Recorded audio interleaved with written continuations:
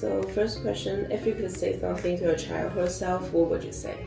To just take a rest and relax, not force yourself to work. And what do you think your childhood self would say back to you? I don't think she would believe me. I always believed I had to do the most and be the best. And what important moment in your life that made you who you are today? A lot of trial and tribulation, a lot of growing up. I'm very determined with my grades, as you could probably heard from not resting. So any failure in school always had me pushing to do better and try harder. And how do you think your life would be like different if one of those moments didn't happen? I would probably still be pushing myself to the point of exhaustion. I would probably be sick from how much I've been working myself. I never took a break. Yeah. And have you ever gained an expect growth because of like fail? Always. I think failing is the best way to grow. I've learned so much from all of the mistakes in my life. And looking back, do you now feel like grateful for the fail? Why not? Oh, absolutely. Most of my failures were more just embarrassing moments on my part, but I'm glad to have them now because I definitely learned more than I would have learned if I just enjoyed my life peacefully. True. And as you grow up, what kind of like non-perfect point did you reject but now accept or Just accept? the fact that I couldn't be perfect. The fact that no matter how hard I worked, there would always be a way to improve, and I just needed to embrace that. And I needed to tell myself that there may not be a perfect, but there can definitely be a best. Is it hard, like how long it would take you to, to tell yourself it is okay to not be perfect? I'm still working on it to this day. I work on it little by little. I approach different parts of my imperfections and my struggles daily.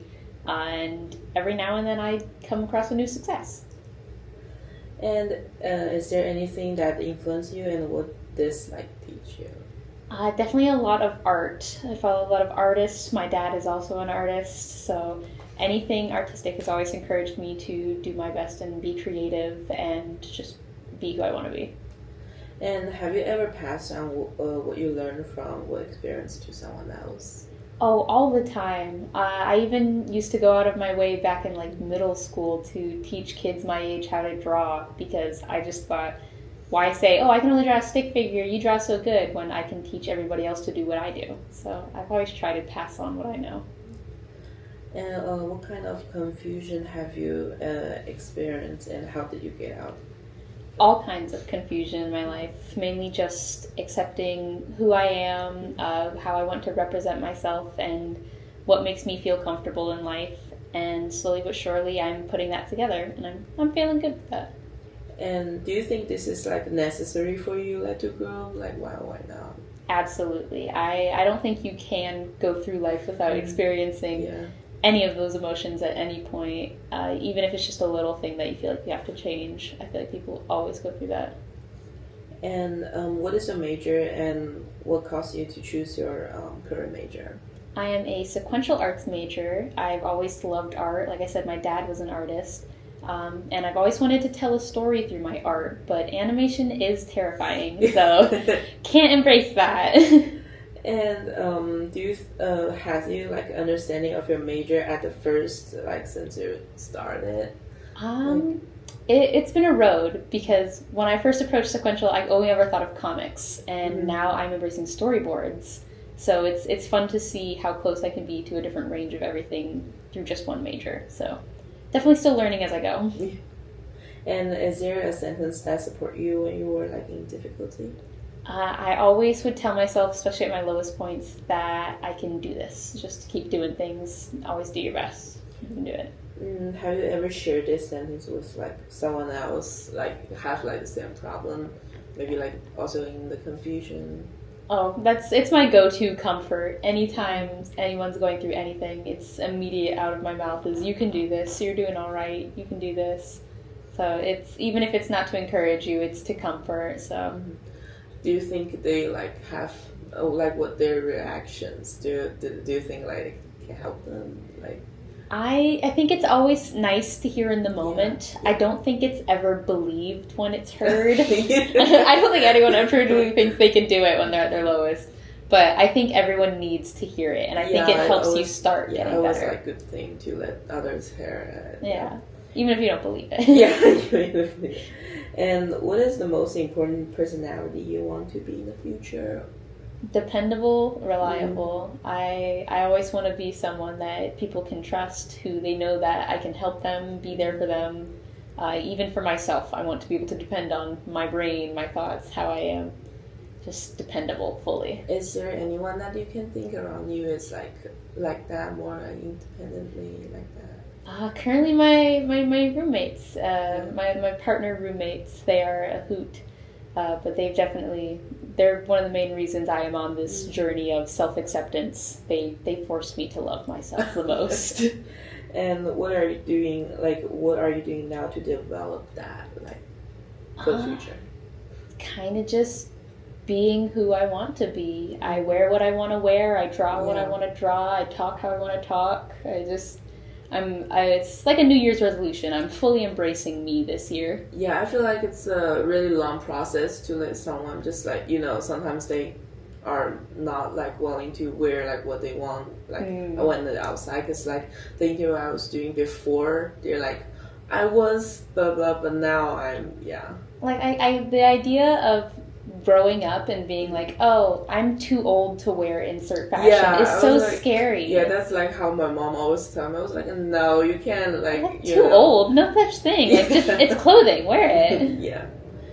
And what is a small thing that you did recently that made you feel proud? All of the work that I'm putting out lately. I'm putting a lot more focus into my portfolio, so it's a lot more finished pieces. It's a lot more me-focused pieces, and I think I'm finally finding what kind of work I'll want to produce once I'm actually out there in the production world.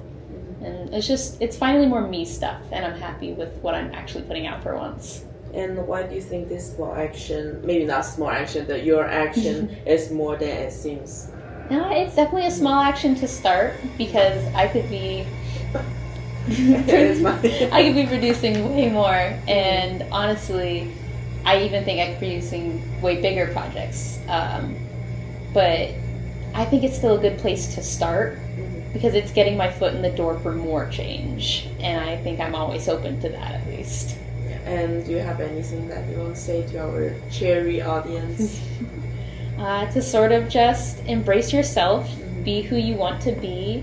Don't let anybody tell you what's supposed to change or how you're supposed to represent yourself.